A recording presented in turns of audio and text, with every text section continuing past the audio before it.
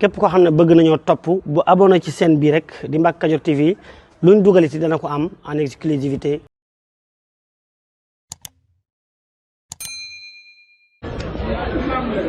ñii taxaw ñëpp ay imam lañu ñoom ñëpp ay imam lañu nii yow rek yaa ko mën a am nga woo imam yi nga bàyyi seeni jàkka ñëw julli wuñu tisbaar julli wuñu takkusaan timis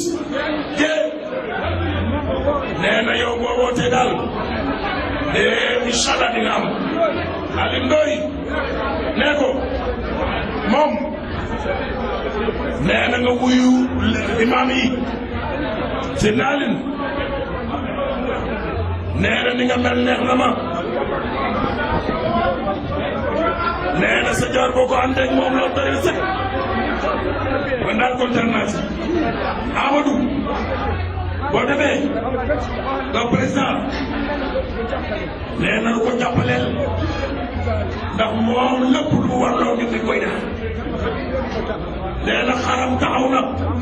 tam xarit taxaw. pour nag ñi nga xam ne dañoo bëgg ñu defal leen ay publicité ci chaîne bi moo xam ci njaay bi ñu nekk service bi ñuy joxe ci seen liggéey wala ci seen entreprise woote leen gaaw ci numéro yi 77 610 36 85 wala 78 461 67 55 su ko defee ci ay njëg yu yomb nga am client yu bari kon nag bu leen ko wuute.